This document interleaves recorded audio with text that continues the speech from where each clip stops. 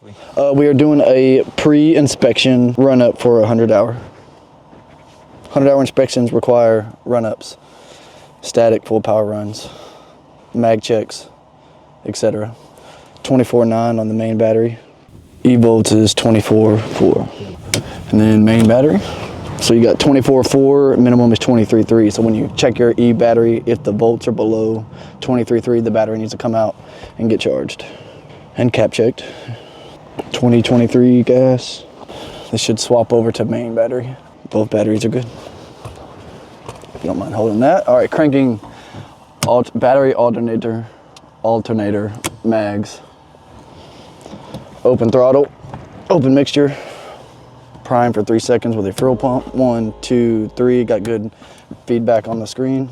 Close these two. Once the prop turns, you can hear the explosion. I'm gonna add fuel after. Don't get any smoother than that. And now that we're cranked, we can turn our avionics on. Put our strobe on for the tower. Idle's kind of low, I can tell now. Very low. Standard idle should be 800 to 900, according to your air conditioning. We're just gonna let it warm up. Temperature matters when you do checks like this, because the lower the temperature is, the less the numbers respond. The higher the oil is, the better the reactions are. So checking something now at a low 60 degrees is not recommended. You wanna get it warmed up per se. That makes sense. It gives you better responses. This is my entire engine display screen. When you turn your avionics on, it's transfer. So if I turn this off, I can transfer that into this little bar. See how that's one little section over here? That's normally what you read standard on your G1000.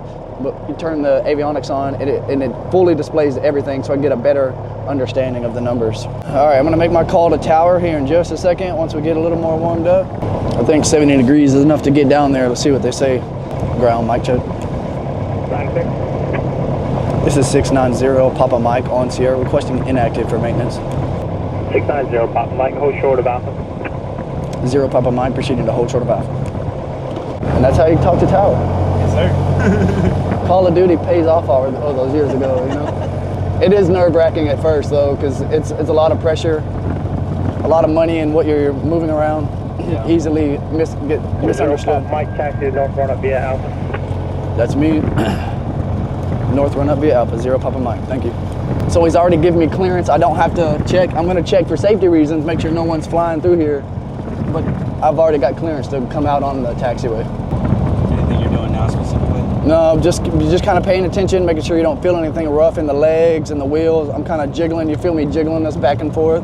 Make sure my nose is responding properly. Because when you use the rudder, that's the rudders? Yeah, the rudder pedals down here. It's controlling the nose wheel. And sometimes if there's like a restriction or it's super easy, you have an idea of things that could be wrong. Brand new airplane with 200 hours on it. Sheesh. Hopefully nothing's wrong. Our wind is coming north to south, so we're gonna face north so we don't have crosswind or wind coming against the prop, shaking the RPMs while we're trying to get a steady read on things, you know? So I'm just gonna speed it up a little bit, warm it up some more. I don't like taking numbers until I get to at least 100 degrees.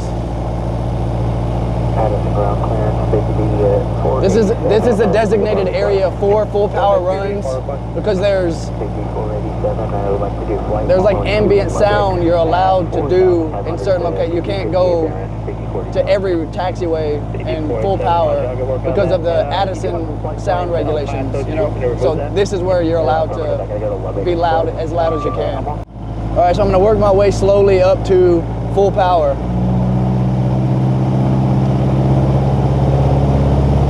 We don't want to stay at full power too long. We want to make sure all of our numbers are responding evenly, gradually increasing as they should. That everything is getting hotter. No red warnings, nothing telling me something's wrong. Good fuel flow, pressure, everything's maintaining its green state, however you want to word it. Static, full power. Full power on the archers on the ground is usually about 2250, and that's where we are. And then the next thing it asks you for is to drop your alternate air door. It's gonna drop 2150, so that's 100 rise. check, it works. Fuel flow right here, 13.0, max power, 13.0. Next off is my air conditioning. There's a limit switch in here that when you get to full power, you see this placard here? You need full power, no power loss towards your air conditioning. It's supposed to cut off. That's what that switch is for. When you get to max power, it shuts it off. So even if you have these buttons on, it brings that door up and turns the air conditioning off so that power is given back to the engine, not to the air conditioning. So you want to turn everything on. You can do it as you're coming up or coming down. I'm doing it on the way down. I got my switches on, and as you see, we've been holding full power for a little bit. Nothing's overheated. Numbers are good. EGT and CHT. It's the LX model, so it's got CHTs as well. We're gonna bring it back down. As I'm decreasing, I should see my air conditioning door open back up, and that's what it just did. So I've now released that limit switch so some power can be taken away. I'm no longer full power. So I'm gonna decrease down to 2,000 where we check our mags, and then here shortly you should be able to feel the immediate temperature change in the air and let you know it's got a charge, Freon, so you know if it's actually working or not. When your car blows the hot air, you know it needs Freon. Same concept.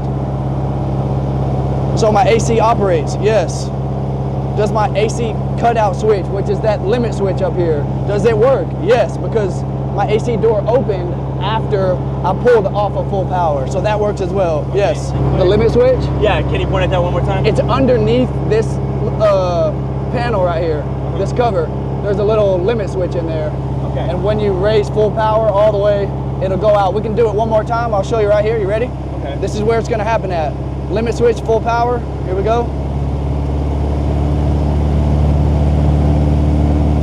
The door should be closing right now. It takes a second. Gone. So we know that limit switch is working, and that's important. Okay, gotcha. That's what you're saying. So we're gonna come down. It should open back up. AC door open. So we know that limit switch and the system is working properly. All right, back to 2,000. So we got all of our full power checks out of the way. Next is 2,000. This is one of the biggest checks because mags are involved. Mags are what usually will ground the aircraft, the mag drop. So while we're resting at 2,000, once I flick the left mag off, I'm gonna be running on my right mag only. There's gonna be a rise in RPMs. Those limits are here. You cannot rise more than 175, nor have a 50 differential between the two. Like one can be 100, but if the other one's 160, that's not right. Something needs to happen. You need to take the mags off, retime them, something's gotta be done. Those are too far off. And you'll know that by checking this right here. We're gonna turn the left mag off. We're gonna watch that number drop. All right, 1950 to 2010 is a 60 drop. So 60 on the left mag, we'll turn it off again, right side. 50 on that one. Those are really good. You can tell they're brand new Magnetos. All right, we need oil pressure, that's right here, 69 PSI. Oil temperature right there, 170, we're good and warmed up. CHTs and EGTs are all in their green, and their numbers are relative to each other. One's not way above or below. Those are get a check mark as well. Volts, my charging system is 28 volts here. Alternator amps there. And according to the load that you have on it, like we have air conditioning on, we got lights on. The more you add to it, let's put some more on it. PDOT heat, turn all the rest of the lights on. You're gonna see that number rise. You're putting more of the load on the battery, requiring the alternator to give more power back to the battery. So that's why you're drawing more amps from the alternator, because it's trying to charge the battery back up. So if we turn that stuff off, you'll see that number drop. Turn that off, we'll turn that off, turn that off, that off, that off. We should be back, see that? Yeah. Now we're down to 7 amps. All right, last checks are idle checks, which I told you the idle was low. I knew it from the get-go. That's really low. 690 is low for our standards. That's AC off. That's one of those things that we would, like I was saying, someone will stand here and adjust while I'm controlling it to get it to what we need to. Because you can do it by yourself, but it takes a lot longer. You have to run the engine, hop out. Exactly. So idle is about 690. idle mixture. It's called a mixture rise. So as I get down to the bottom of this, when I slowly cut my fuel off, this number's either gonna rise or drop just before the engine dies, and that tells you your mixture ratio. When the number goes up, you're rich. When the number goes down, you're too lean. So according to this little action I'm about to do, is gonna tell me if I'm too rich or too lean. All right, it's holding 750, 760. Watch this number rise. It went from 60 to 800 right before it died. So that's 60 to 800 is 40. So my mixture rise is 40 rise. And according to the manual, that's under 50, it's still good. So we won't have to adjust the mixture rise. Idle will have to come up, rise is good. And then it wants mags at idle. But because all of our archers are same but different, I'm gonna create a standard, half of that, half of 2,000. I'm gonna try to check them again at 1,000. Just so I know I'm checking the same thing every time, not this one's at 600, the other one's at 850, this one's at 700. You can do the math, but just to ensure I'm paying attention to the same thing every time and not like accidentally missing something, I'm gonna do the check at the same number every time. Okay. Just like that's 2,000 every time. So we're doing the same thing as earlier, but just at 1,000. Here we go, 980. So that looks like an 80 drop. So that's okay, that's also in tolerance, 80 drop on the left. About a 70 drop on the right. So 80, 70 at 1,000. Check, both of those work. And idle cutoff is what this is. When you kill it, when you pull this all the way down, it should kill the engine. That's called idle cutoff. We know that works because the engine tried to die a second ago. Wow. And here's where you put your numbers for your tail and your hobs and tack, which is those numbers there. That's what the hobs is for. The pilot's maintenance is tack. And this is 690 Tango Fox. Top number is 265.9, 265.9. Maintenance is 212.3, 212.3. And then I'll write out, this is my pre-inspection before I've looked at everything. Pre-inspection, and then when you're done, you do your post-inspection. Circle which one it is, put your signature on it, and then you'll typically take a picture, upload this up to the work order, or save it in your records, which I have a stack of over 1,000 of these. So everything has been checked, but for the sake of comfortability, I'm gonna do my Magneto check one more time now that we're at a different tip. So I'm gonna bring it up slowly again. We're at 2,000, turn the left off. About a 60 drop, right side. About a 50 drop. So we got a 60, 50. Both of those are under 175, that's good. Mags are good. Pressure, 73. Temperature, 170.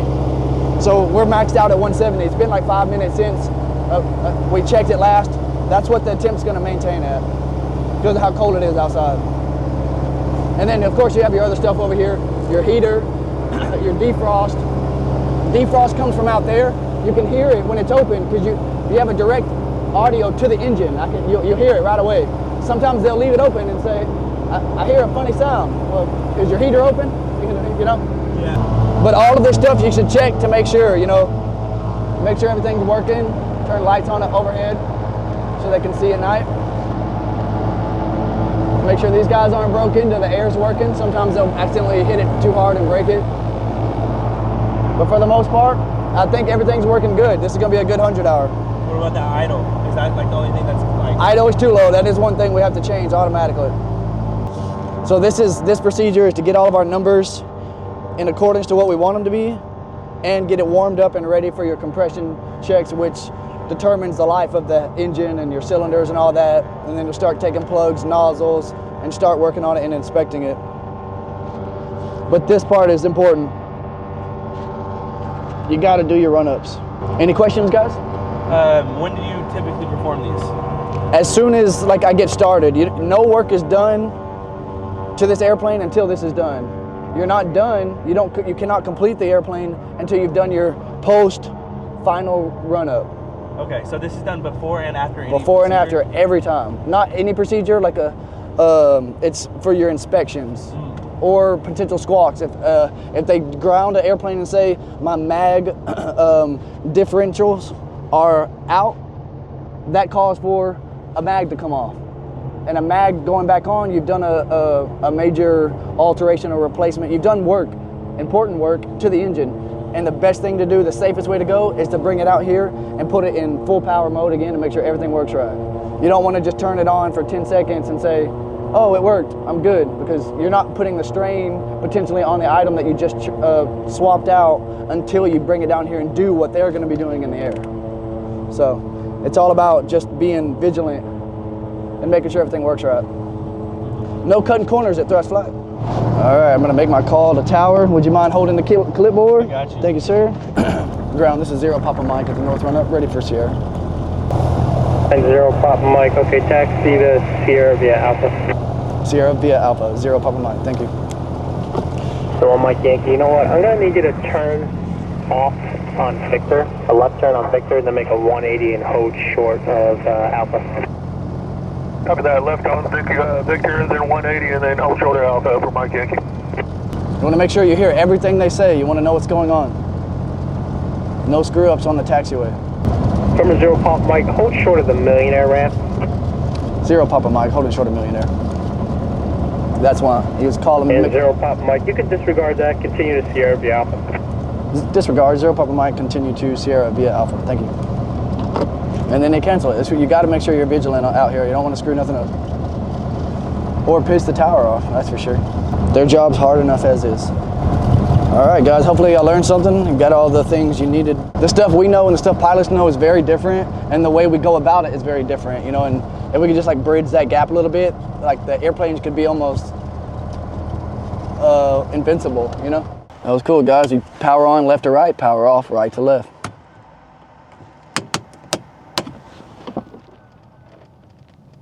And this one's a 3-second hold down. Everything's powered off, good.